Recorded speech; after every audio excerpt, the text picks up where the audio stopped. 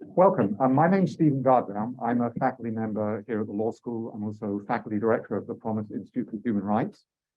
We're here today to celebrate Cal Restiala's wonderful new biography of Ralph Bunche, Nobel Peace Prize winner and UCLA class of 1927. The co-sponsors are Promise Institute, the International Comparative Law Program, the Berkel Center for International Relations, which Cal also directs, and the Ralph J. Bunche Center for African American Studies. On behalf of these programs, we would like to acknowledge UCLA's presence on the traditional, ancestral, and unceded territory of the Gabrielino Tongva peoples. We have a very distinguished panel to discuss the book, which is Cal Restiala, who's the Promise Institute Distinguished Professor of Comparative and International Law at UCLA and Professor at UCLA's International Institute. Anna Spain-Bradley, who is Vice Chancellor for Equity, Diversity, and Inclusion at UCLA and Professor of Law here at the law school. And we're going to be featuring opening remarks by Ralph Bunche III on the screen. He is the grandson of Ralph Bunche and the General Secretary of the Underrepresented Nation and Peoples Organization. The structure is that after the opening remarks by Ralph Bunche, we're going to have a conversation between our other two panelists. Then we'll open up for questions from the audience, and that's both from the live and the online audience. So if you are online, you can use the question and answer session on Zoom. So with that, if I could invite Ralph Bunche III to make his opening comments. Thanks. Thank you, and thank you for providing me the opportunity to speak. I'm sorry to Anna and Cal have to turning yourselves around to see me. There really is there's a lot to say about this book. There's frankly far too much for me to cover here. The organization that I've been running for the last 4 years focuses on the right to self-determination, decolonization, and UN reform. And there's really so much of critical relevance to these subjects in this book. But I think that's better to leave that discussion for others, frankly, more qualified to speak about it. What I wanted to do here is to talk about 3 things that I particularly love about this book that make it very meaningful to me from a personal rather than professional perspective. And really from a personal perspective, it's extremely important. I was born after my grandfather passed away. I never had a chance to meet him. So all I know of him are the stories that are handed down to me by my family, by colleagues and friends, and by the writing, people by the books that have been written about his career and his own writing. And this book has been extremely meaningful to me in 3 particular ways to get to understand sort of how I feel about my grandfather and really just why I think it's an extremely important book to come out today. Only 2 of those really are about the content of the book, so I hope you'll excuse me on that. But I'll start with the content. I think, the thing that really stands out to me about this book is the way in which it helps to show a measure of continuity about my grandfather's career that, quite frankly, I think, hasn't been fully set out before in anything that's been written about him or any people that I've spoken to, because people who have known him knew him from his academic stage of his career, or knew him when he was working on decolonization work, or knew him as a leading person in UN peacekeeping. And often the books themselves are focused in those individual areas. And I think one of the things I've always felt is a bit disjointed is the sort of overarching understanding of where he came from, why he was doing what he was doing. It always seems like everything was accidental. He did this academic work. He worked on civil rights in the United States and decolonization in Africa. And then he went into UN peacekeeping, almost as if there were 3 separate parts of a career that was quite accidental. And in many ways, that's true. It was in many ways unplanned. And it's also a nature of who he was. He wasn't sort of, prone to big speeches about who he was and about his overarching theory. But actually, this book gets at an aspect of his career, overarching aspect of his career that I think is really meaningful to me. And in particular, I think it comes out when Cal is talking about his time in Togoland and Dahomey, where Cal says, this really set him off on the intellectual and professional trajectory that would guide the rest of his career. And in particular, that was the importance of keeping local people and their preferences central in governance decisions. And I think that, even that statement in of itself is so critically important to understand who he was. and the way that Cal also is able to draw a link between that and decolonization and the end of empire and the need for UN peacekeeping as a tool for ending empire that I think is quite unique. And for me, at least, it's really helped me understand a little bit more about where he came from and his overarching belief system that led him to throughout his career. The second thing that I want to emphasize that's incredibly important to me is where it was written. It was written by Cal at UCLA in Los Angeles, which is extremely important to understand where he came from. He didn't spend actually that much of his life in LA, and certainly much less of his life at UCLA. But these were really foundational parts of his life, and everything that I've ever learned about my grandfather has always been that UCLA was at its heart of his life. It was in Los Angeles that he found his home, his first, his true home. It's within the Black community of Los Angeles that he was empowered to go out beyond Los Angeles to the rest of the world. And it was at UCLA where he was able to be empowered to become, even in an incredibly segregated and oppressive society that it was in the 1920s, to become someone who believed he could be an equal citizen of the United States and of the world. And it's for that reason, and I think very important to emphasize, it's for that reason that his papers were given to UCLA as the best stewards of his writing his thought and of his life. And the whole team over in the archives have been doing a wonderful job preserving that. And I think it's very meaningful now to have a book written at UCLA, published at UCLA, and now launched here at UCLA, because we've not had that before. And so for that, it's also extremely meaningful to me. And then the final thing I just really want to talk about, and it's actually the one that sticks out almost more to me than anything else, is the way the book was written. You'll never know this, I think, by reading it, but Cal has been able to review papers of a very sensitive nature that were not available to other people reviewing his life and career and writing about him yet to date. Obviously, there's been a bit more time between the end of the Cold War and the fundamental reshaping that we see of the world today, and book than there has been in other books.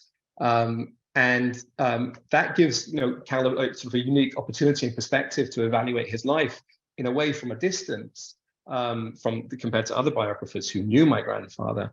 And from the family's perspective, that can be quite nerve-wracking. It can be quite scary to think about somebody, digging into his life and career and reevaluating who he is. And every step of the way, I think it's very important to emphasize, Cal has been incredibly sensitive to us and the family. He's been incredibly inclusive of us. There have been moments where Cal has found little notes that my grandfather wrote that Cal thought would be very meaningful for me or for others, that he shared with me, stories about my grandfather and my father's relationship, and my father's, being sent off to Vietnam, and how my grandfather felt about that, and other little sort of personal anecdotes that Cal sent along the way. And he's been doing that not just with me, but with other members of our family. And it's just been a wonderful experience working with Cal on this. I truthfully don't know what a biographer should do or how they are meant to act or work. I also, I hope Cal won't mind me saying this, I also, Cal, I don't think would consider himself a biographer at all. But, however a biographer should act, I believe that how Cal acted and conducted over the last 3 years, his relationship with us and the family has been a real model, and it's something that I have taken to be, very meaningful for me, and something that I'm truly grateful for. So more than anything else, I thank Cal for that and his relationship with us, and the sensitivity with which he's handled all of the documents he's been able to review and his life. So thank you for that.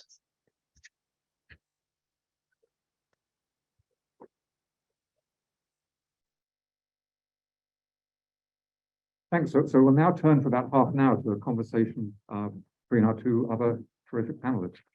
Thank you. Well, I want to welcome Can I just take a moment? Yes, yes. Ralph, thank you so much for saying all that. I really appreciate that. Thank you. I want to add that too. But I want to welcome everyone in the room today and on Zoom. If you're students at UCLA, Bruins at UCLA, you work here, your colleagues, your community members, we really do want to welcome you. It is so wonderful to be able to gather together in the spirit of the late, great Ralph Bunche. And I want to thank Ralph, if he's still there on the screen, for just making this more than thought, as important as thought is, but making it heart and soul. Writing a book, let alone writing a book about somebody who is an American icon and a global treasure, must have taken everything you could pour into it. So we are here to learn about the great international icon, American diplomat, human rights and civil rights leader, and Bruin, that is Ralph Bunche. We are also here to learn by reliving his memories, his experiences, his challenges, and how he overcame them. That's been brought to us anew with depth and care by our author and our distinguished professor, Cal Brastiello. So I'm excited to engage in a conversation with Cal today. And also just to say as a personal note, it's a great honor for me. Ralph Bunche has been somebody since I was 15 years old that I looked up to. I'm a Black American woman who worked at the State Department as a former diplomat, international lawyer, and mediator. And there weren't a lot of word bearers to look to see how you navigate those spaces, depending on who you are and what you can bring. And so it's a great honor and joy for me to take part of this. All right, let's get into it. So, hello, congratulations. Thank you. How does it feel to be at this point after years of research and writing and pouring everything into this to celebrate your new book, your third book? And what does it mean to bring a conclusion to this portion of both your career and your life? Well, that is a really interesting set of questions. So before I get into it, I just want to emphasize that everything Anna said is correct. And she is someone who has been very helpful to me throughout the process of writing this book. And I really appreciate all the input that you gave me and all the assistance. It's obviously a great honor to be able to do something like this. It feels really good. I think many people here have written either books or long papers or some project, PhD, thesis, whatever it is. And I think we all who have done that know that when you get to the end of the road, it's always sort of exhausting. You're a bit sick of it, but it's also, a wonderful feeling to kind of get over the finish line. And so, yeah, I'm really happy to be doing it. And I was just inspired by what Ralph said about the UCLA connection. It was really interesting. It's a big part of why I ended up writing it was knowing something about him coming to UCLA, having an office in Bunche Hall for so many years, and then getting entranced by his story and a chance to tell not only his story, but the story of the United Nations, of the post-war era, a bunch of things that I was able to kind of, ideally, I hope, kind of thread together in an overarching narrative that was really very satisfying to do. So anyway, I'm happy to be done. I'm happy it's out. Wonderful. So we're going to start, for those of you who haven't seen the cover, we're going to start where the book starts. And the book in the beginning chapter kind of talks about what Ralph Bunche in his lifetime was perhaps most well known for. He received the Nobel Peace Prize in 1950. And Cal brilliantly describes not just the moment, but the feeling of walking on stage, the feeling of accepting the award, and all that came out of that moment. This was for Bunche's role as a mediator in the late 1940s, but in many, many really tough, complex matters between Egypt and Israel. And that launched him to glory. He was the first African-American and the first person of African descent to receive any Nobel Prize at the time. So in the book, Cal, you write, quote, "The mediation in the Middle East changed his life." What do you mean by that? So by the time Ralph Bunche gets to the mediation that Anna was referencing, this is in 1948, 49, mostly 49. By this point, he has kind of, just to kind of give a little bit of the arc of his life, he had been at UCLA, as Ralph mentioned, had lived in LA, had then gone to Howard University, first to Harvard, then to Howard, had been a professor, had been brought into the American government initially as actually an intelligence analyst in what becomes the CIA, and then over to the State Department, and then eventually to the UN. So by the time he does this mediation, he's at the United Nations, very early years of the UN. And he is very successful, as that trajectory suggests. He's someone who has had a lot of professional success. And as a Black man in 1940s America, unbelievable success. But he's not a conventionally famous person. He's not well known to ordinary Americans. He's gotten a few profiles in the Black press at this point about this unusual figure in the State Department and then at the new UN, but that's it. And then he goes, and we can talk more about the Palestine episode, but he's brought in after the initial mediator is assassinated on the streets of Jerusalem. He is then, as deputy mediator, elevated to prime mediator, is very successful. Once he wins the Nobel Peace Prize, he gets a ticker tape parade down Broadway. He gives the Best Picture Award at the 1951 Academy Awards. He's basically in every newspaper, whatever little version of television exists. I guess at that time, hardly any. But he's all over the world as a figure that has a kind of magic touch in this very important post-war issue of diplomacy. So it's transformative for his career, but it's also transformative for who he was. He becomes an icon. Ironically, he's still like a mid-level official at the UN after he wins the prize. He doesn't like immediately get a promotion. He's just some guy who's in this bureaucracy, but he's not just some guy. He's someone who's really, really well known and sort of instantly a kind of celebrity. So what does it take to get a promotion if you can't get one after the Right. Peace Prize? So when Ralph Bunche accepted the Nobel, he said this, quote, "There are some in the world who are prematurely resigned to the inevitability of war. Among them are the advocates of preventative war, who in their resignation to war wish merely to select their own time in initiating it."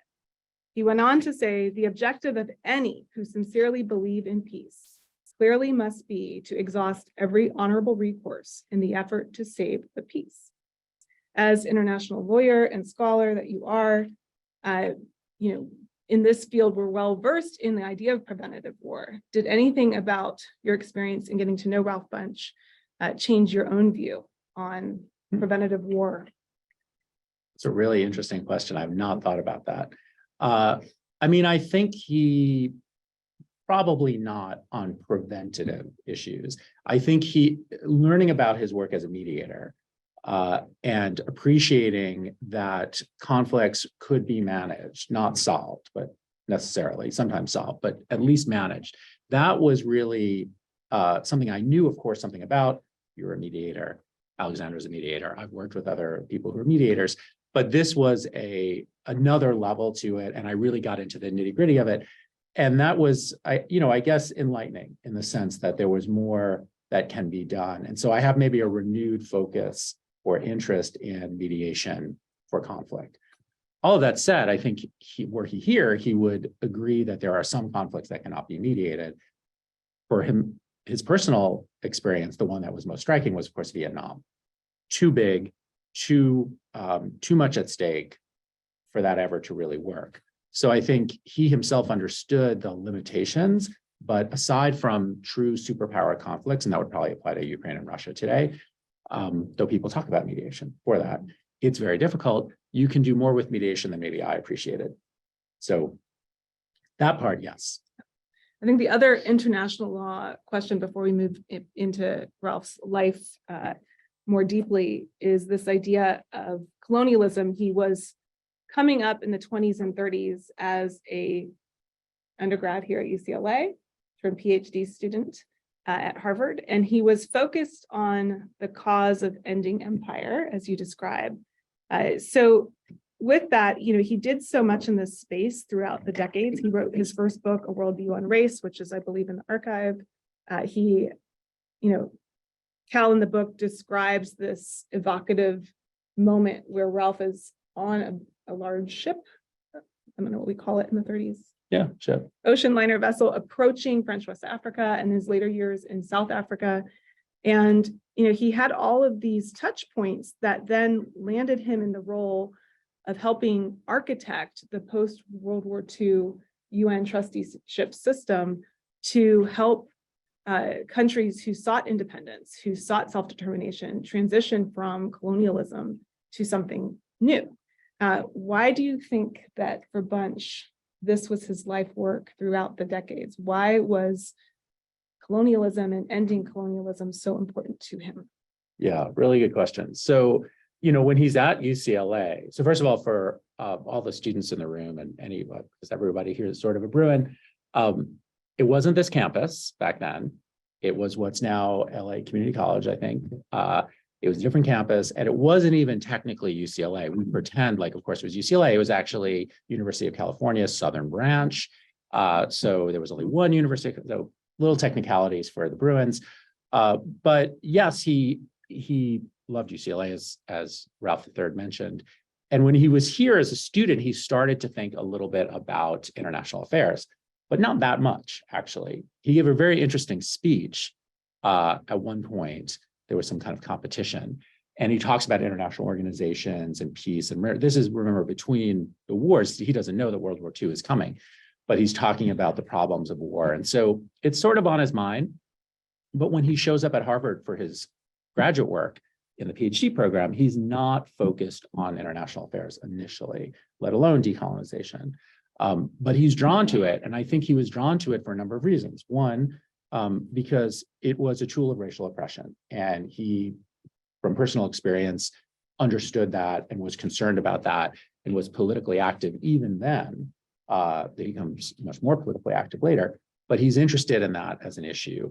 And two, he's sort of drawn to Africa. He's interested in Africa. So he's like poking around at different things, and he's interested in international organizations. He thinks about the League of Nations a little bit. He has a possible project related to that, maybe something related to slavery, comparative slavery. So he's fishing around for different topics for his PhD, and then eventually lights on this comparative study of colonial governance, where he looks at French West Africa, and he looks at what's both a League of Nations mandate territory, which was a kind of specific process by which the victors in World War I had been given territories taken from other losers in the war to have as their own colonies and shepherd supposedly to freedom, and then kind of ordinary colony. And he's comparing.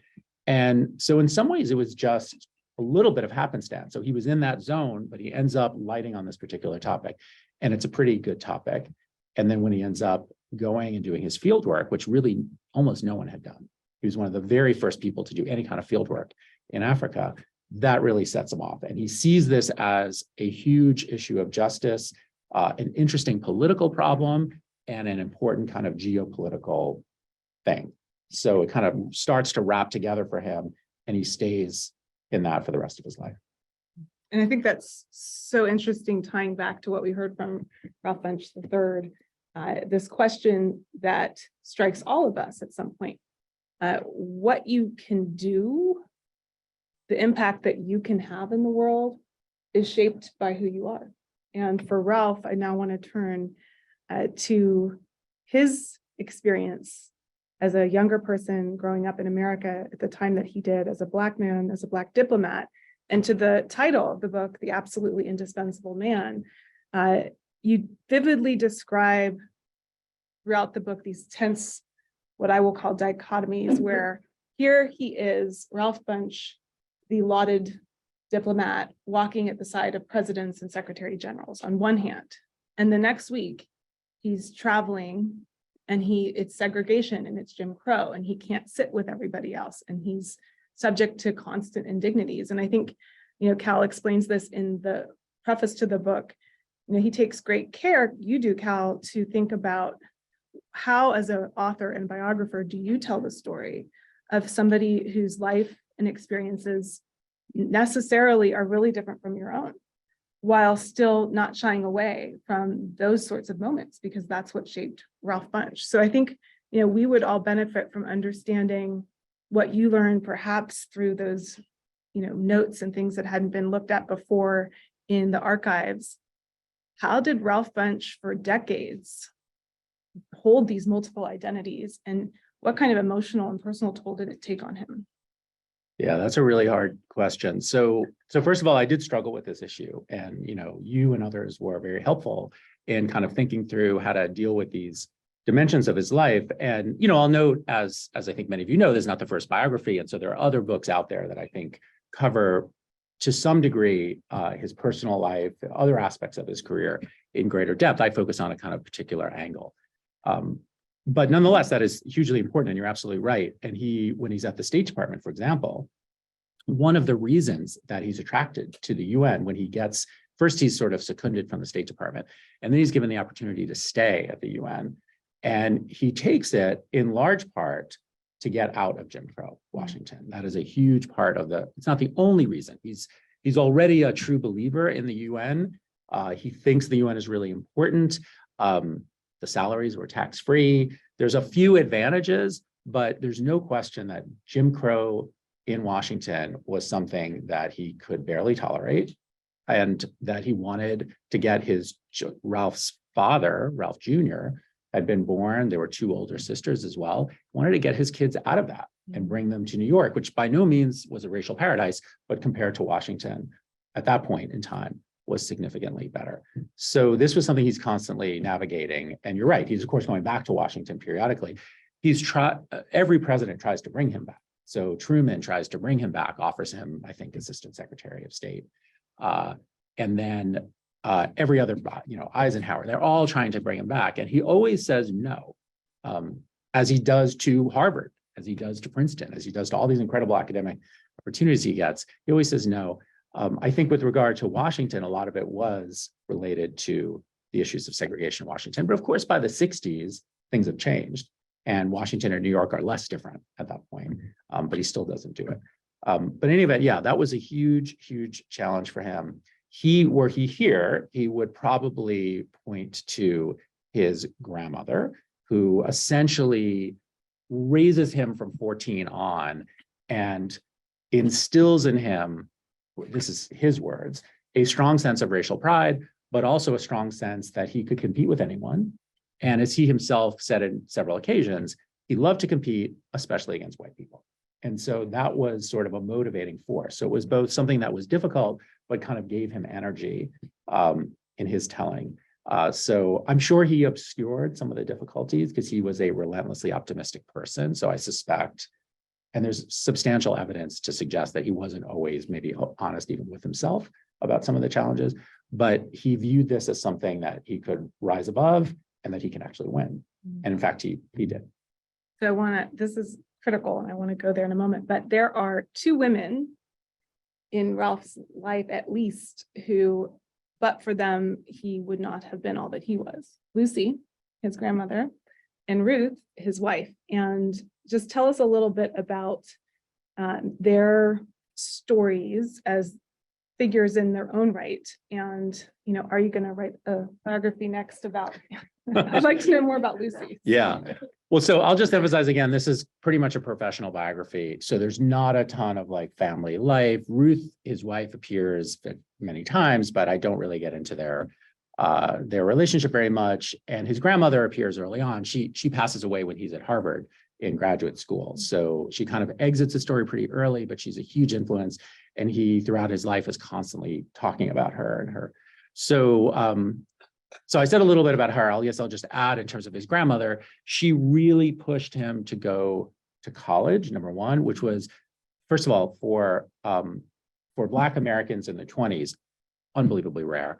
But just to put in context, only 4% of Americans went to college in the 1920s. So college alone was a very rare thing. So for him to have gone to college, incredibly rare. But she pushed him from the beginning. And even in high school, as he sort of steered into some kind of vocational track, she says, no, my grandson is going to college. And, he was a bit unsure about it, but he does it. And of course, it all works out. So she's a huge influence, and he's constantly referencing her later in life. Ruth, his wife, so first of all, they meet when she is his student. She's at Howard. He's I'm trying to think how old, I'm not good with math. He's very young. He'd only done his master's at Harvard when Howard hires him. And she actually takes a class with him. And at one point she goes and argues about her grade. She didn't like the B+ that he gave her. And he's stood firm, but he kind of liked how she stood up to him. And anyway. We don't encourage this. Yeah, this is a different time. It's a different era, everyone. So, but the point is they meet pretty early on. And then, yeah, she's there. And honestly, it would be interesting to know what the kind of family lore is, but my impression is from letters and so forth is she had a hard life in the sense that, Ralph Bunche was an incredible person who had an incredible life, but so much of this occurs away from home. He is constantly on the road. The book details, his experiences in Palestine. He's there for months and months and months, and then goes back for many more months. He's in Congo when Congo becomes independent. But what he thinks is going to be a couple of weeks, and he tells Ruth, I'm gone for a couple of weeks, and it turns out to be 3 months. And he practically gets killed. And many times he practically gets killed. So there are numerous moments where he's either in great danger, and of course there's no like emailing happening. So letters are taking a really long time. She has no idea what's going on. She's very frustrated with him. So, he had to be a challenging person to be married to. And she admired his success, but there were times in letters where she's sort of like, okay, can you now be home, essentially? So I think it was hard. She raises 3 kids. That was a tough, so she deserves her own biography for sure. I'm probably not the person to write it, but she deserves that. We'll raise a glass to Ruth. So thank you for that. So I want to turn, we have a few minutes left. I want to turn back home. Ralph Bunche, as you all are learning and have seen and may already know, is doing incredible groundbreaking things in the international space in the 40s and 50s. At the same time, here at home, the civil rights movement is heating up. And before it becomes a movement, lots of people are threatened, are killed, are hurt, or harmed, are losing economic, social, cultural sensibilities and rights. And there was a strong critique for predecessors and contemporaries of Ralph Bunche in this space in the United States. Why aren't you doing more here? Why aren't you turning your brilliance and your power to help at home, to help us? Cal ends the book, not to do a spoiler alert, but it's a brilliant line, and it's a quote from Bunche, who says, "As a Negro, my demand is very simple. I just want to be an American." Now, I will tell you a secret. When I read that, I got emotional because Ralph Bunche was the same age as my grandfather, and he used to say the same kind of thing.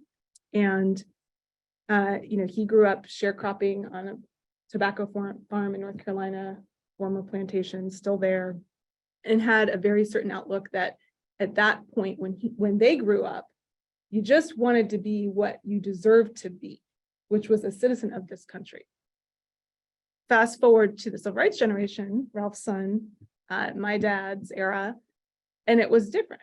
You wanted to take pride in your background, the struggle, the many things that had happened. And there was tension between father and son. And so I just want to sort of give you an opportunity to talk about what Ralph Bunche faced in not being perhaps solely focused on the United States at a time in which so many people wanted his focus there. Yeah, no, that's a really interesting theme. So he starts off his career when he's at Howard, pretty deeply involved in what was the civil rights movement at that time, which happened to be a more internationalist version in a lot of ways. And so he's deeply involved in the formation of the National Negro Congress. He serves on the board of the NAACP throughout his career. So he keeps ties to it. At one point, he's considered to be president of NAACP.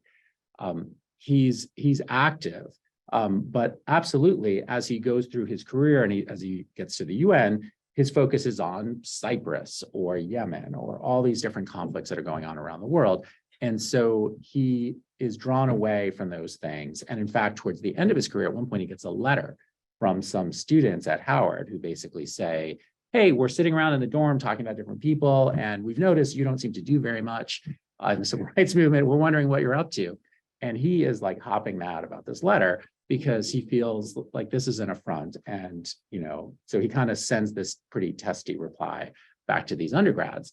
But they had a point. They missed a lot of the stuff that he was doing, but they had a point. And so for sure, as the 60s move on, he is re-engaging. And part of the reason he's re-engaging is because up until that point, he felt as a kind of scrupulous international civil servant, he had to stay out of American politics. He couldn't be deeply involved in America. He couldn't be commenting on American politics, he thought. And he was, of course, also extremely busy. So there were like multiple things that were pushing him away. But by the mid-60s, he is trying to retire from the UN, and no one is letting him retire because he is the absolutely indispensable man. They do not want him to leave. And so everyone from the president of the United States on down is sort of saying, you really need to stay at the UN. So he stays, but I think internally part of the deal is he's going to speak out more. And of course, at the same time, Martin Luther King is sort of ascendant as a particular. He's not the only figure, but he's an important figure. And as the other American Nobel Peace Prize winner, Black American Nobel Peace Prize winner, they are connected and they are interested in one another and they see a kind of alliance. They like one another. So he does more and more and more. But at the same time, there are many people, Malcolm X in particular, who view Ralph Bunche as someone who is simply out of step, a man of the past, the white man's favorite Black man, not a person who's going to lead things forward. King doesn't see things that way. King, I think, recognizes Bunche's value, and sort of vice versa. So they work pretty closely together. And there's many famous photographs of them marching arm in arm or appearing together in various things at the UN and elsewhere. So he definitely tries to re-engage. And the last thing I'll say is he's troubled, and I talk about this in the book, these two themes of racial oppression abroad through the form of colonialism and racial oppression at home. These two sides of a coin for him. Sort of interestingly or unusually, the international side seems to be going better. So by the time he gets to the mid-60s, he can walk through the corridors of the UN, and there are literally dozens of new states represented there in the form of ambassadors and diplomats. He can see the fruits of his labor. Whereas at home, he's very troubled. When Watts erupts, which is essentially where he grew up, he's very upset about it. So he sees these things, really concerned about segregation, continuing segregation, or even intensifying segregation. So he's sort of very frustrated and he feels like he needs to get back into the game. Unfortunately, he dies so young that he can only do so much. But that is definitely a kind of struggle he has at the end. So we are going to conclude with a final bringing it home. And we at UCLA and in Los Angeles like to think that there are special things that happen here with the people here to afford innovation, excellence in many areas, and a true push towards what Ralph dedicated his life to, a sense of shared humanity. What advice would you think Ralph Bunche would give to current Bruins who are looking for optimism? He described himself as an incurable optimist. It's a tough time, and we've been there before, and sometimes we need somebody like Ralph Bunche to look at and say, all right, we can go into the future. What message would you share on his behalf with Bruins? Interesting.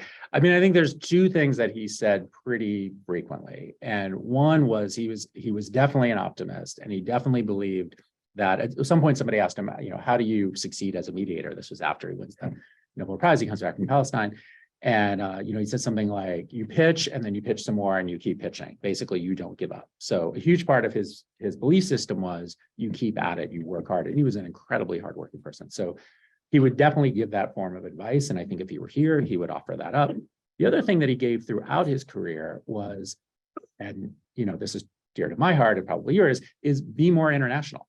He really felt that people often were very parochial in the way they looked at the world. They looked at their, little slice of it, and that you needed to see the bigger picture and you needed to think about global dimensions of things. And so he was always pushing people even from his college years onward to take a global perspective. So I'm sure he would reiterate that if he were here today. Thank you. So I would love for you all just to join me in congratulating Cal. He's dedicated 3 years and more to this. And because of it, we get to learn anew about Ralph Bunche. So thank you, Cal. Thank you. So thanks for that really fascinating conversation. We have about 17 minutes for questions, and I want to remind our online audience that you can submit questions on the question and answer function on Zoom. So does anyone have questions? Yes, at the back. Thanks for the talk.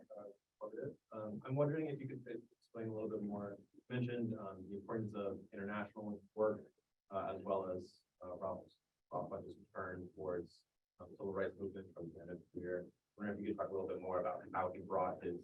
previous work with decolonization and work as a mediator into, or like more specifically what he did with like how those. Yeah, so in the early career, so Howard years and so forth, he was someone who, as I mentioned, was involved in the formation of various organizations. And because the civil rights movement, and I don't think that phrase was actually used that frequently back then, but what we would associate with it, had a more internationalist bent. And there's a great book by Carol Anderson that talks about this kind of change away from kind of a more internationalist to a more nationalist view. He saw these things as pretty closely linked, and he both worked in terms of organizations like the NNC, but he also worked on scholarship that was directly related. So he was kind of combining different things that made sense as a professor. When he enters government, that all kind of goes away for a while, as I talked about, and then it reemerges at the end. And when it reemerges at the end of his career, I don't want to suggest it totally goes away, because he does maintain a role, for example, with the NAACP. But when it comes back into kind of focus for him at the end, I think a lot of what he brings to bear, to be honest, is his eminence, his gravitas, the sense that he was someone who had respect amongst the kind of mainstream of American life. And that was really important, and especially establishment America. So remember, this is the Cold War. There's still a foreign policy is a huge part of political life in this country at that time. And he's someone who's at the very top. And so I think, for example, for Martin Luther King, I think King saw that as something that was valuable, that he could bring, that kind of the respect, the eminence, the gravitas was all very powerful. What Bunche actually said wasn't that different than what King said in many instances. So it wasn't saying something wildly different, but he brought a certain kind of perspective. And I think he would often give speeches that would chastise white America, but in a gentle way that I think Ralph Bunche, thought was easier to swallow than maybe certainly someone like Malcolm X, who was much more frontal. So that's a little bit vague, but I think that's what he really ends up doing. And, you know, it's something that he really believed in, and he was very happy to be doing it. And I think honestly wished he could have done more, but he was so consumed by these other issues, there was no bandwidth. Right. Yes. What do you hope the impact of this book will be? Well, I got interested in it because I didn't know enough about him. And, you know, I think just kind of having taught at UCLA for a long time, a lot of people know that we have Bunche Hall, and they maybe have like waited for the elevator and looked at that bust and kind of like, oh, here's this guy. He was Undersecretary General. He won a Nobel Peace Prize. He obviously went to UCLA. That bust doesn't even really look like him. But that's all they know. And if that's true here at UCLA, that students, in my experience, undergrads in particular, really don't know who Ralph Bunche was. That's certainly true of most people. And in my experience writing this book, and in some ways, I've been working on this idea for, you know, I don't know, maybe even 6-7 years. You know, people of a certain generation, you know, if you're in your late 70s, 80s, something like that, you remember Ralph Bunche. But a lot of other people just simply do not know who he is. And he's such an important figure, such an interesting figure, and had such a big impact on so many things that really matter, that I felt like he needed to be kind of brought back into the conversation. And so that's a real goal of the book, is to kind of bring him back. But it's also a chance to talk about things he cared about, the United Nations, decolonization, these other themes, which we do talk about, but we don't always recognize his agency in it. So those are my goals. Yes. Standard question, but you're familiar with the literature about him before you wrote it. Yeah. What did you find that was surprising, positive and negative about Bunche? In that literature, or kind of contrary No, to that what did literature? you find? What did I find? Yeah, it Yeah. wasn't well known before. Yeah, good question. So yeah, there's a fair bit of writing about him.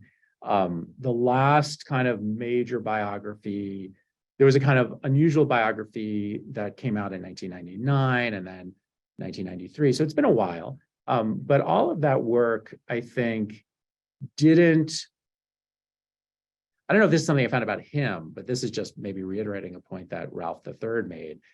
What that work didn't see, I think, was the connections in his career, in his work. The ways that his time as a scholar, his time as a State Department official, his time as a UN diplomat, his work as a civil rights figure, that they all had linkages, and specifically with regard to the United Nations, the way that both peacekeeping and mediation were integral to this process of decolonization that he cared so much about. So that kind of came out. I think that's the biggest contribution.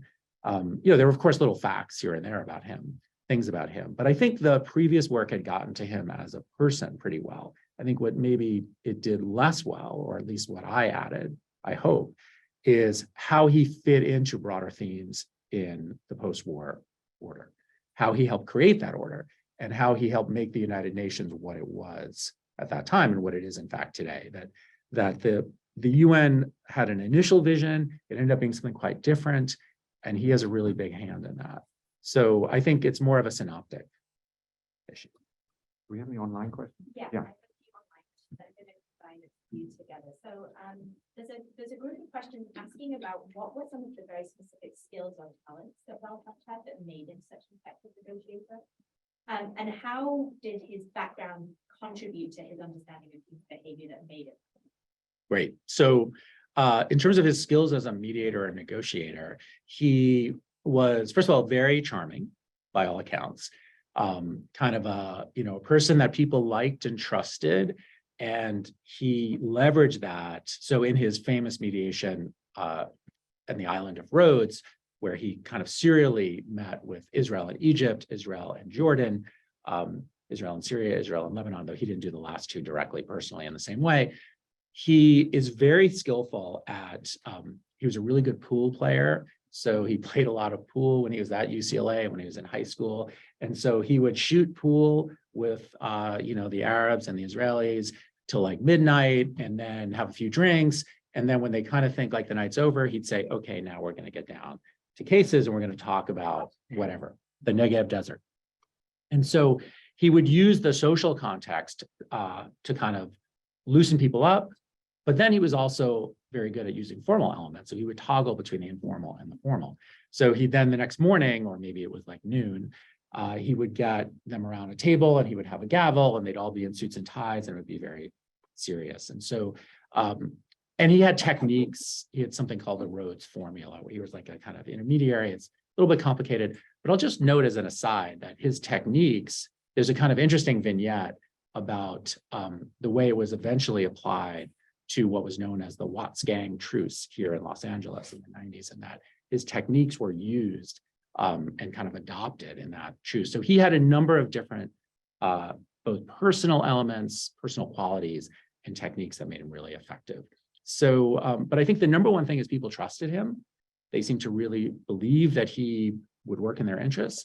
And then maybe in addition, maybe equally important, he was a super skilled draftsman. And so he could, many people noted this, including at State, when he was in the federal government, that he was very good at taking what diplomats would call bracketed text and finding some clever locution that would bridge the brackets that indicated disagreement and find language that everybody could work with.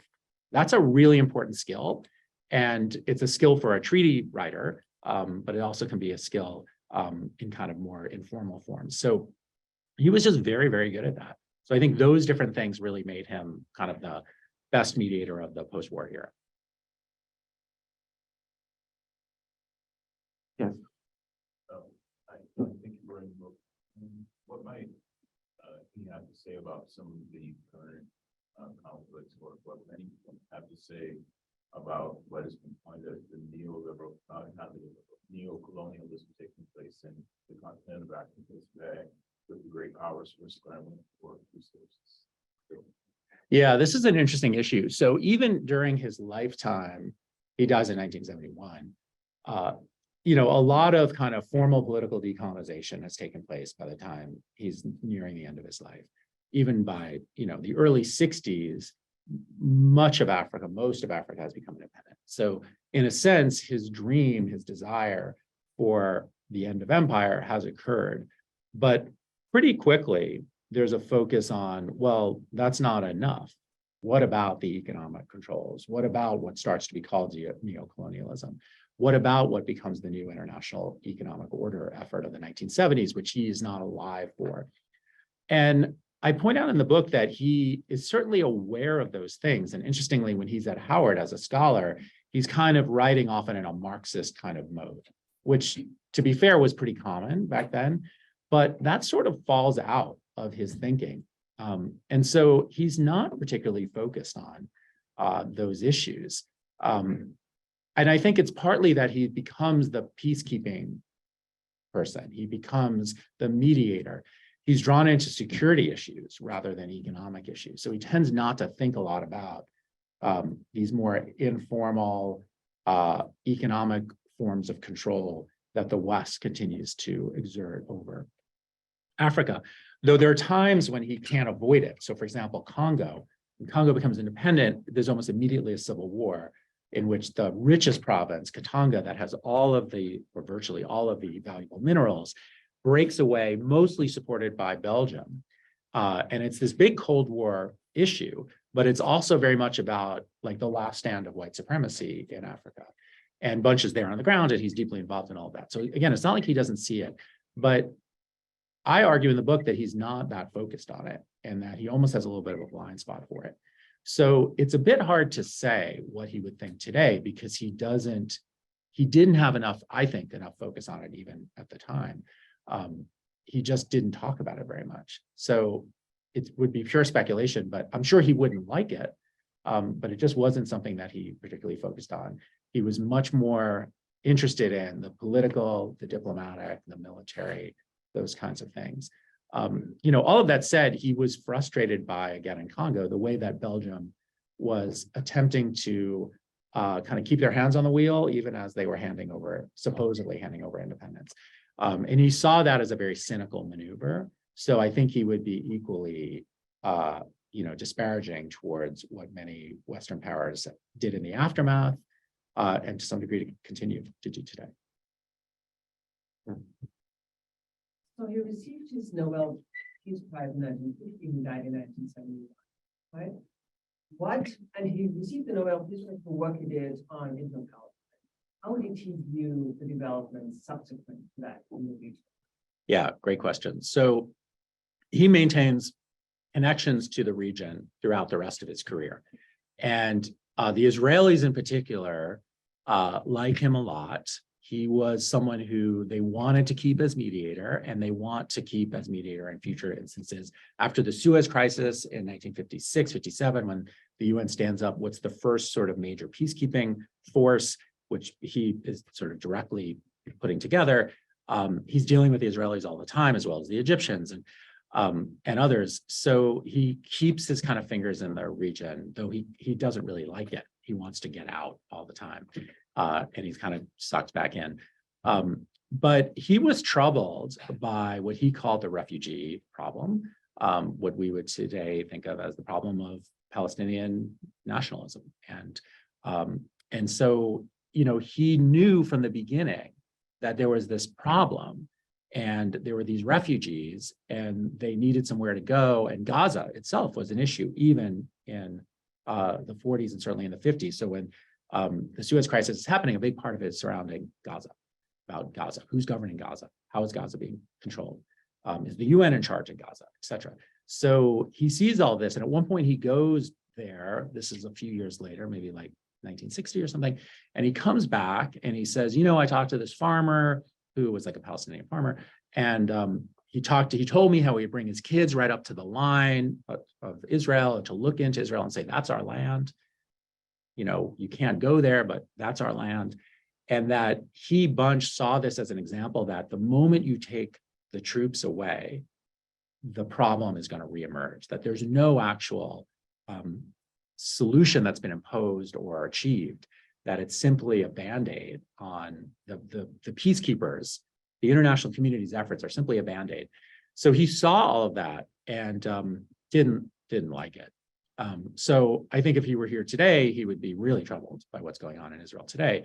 But he was already troubled by the situation. And to be fair, he was pretty irritated with the Jordanians and the Egyptians as well. He saw the Jordanians as selling out the Palestinians at every moment. So, he was pretty tart in private, in his private diary writings, and he thought all of the players in the Middle East were grandstanders, liars, deceptive, deviant. Like, he just got so frustrated with them. So I think he would be very troubled, but also he kind of saw it coming. And I think he would not be totally surprised. Here we have time for one more quick question. Yes. You talked about that his research was based in South Africa. He spent time in South Africa when he was, his research, his PhD research was in French West Africa, but he did actually spend time in South Africa. There's a brief moment where he decides to become kind of versed in anthropology. And he goes to the London School of Economics. He gets this 2-year leave and grant. I don't even understand how this works.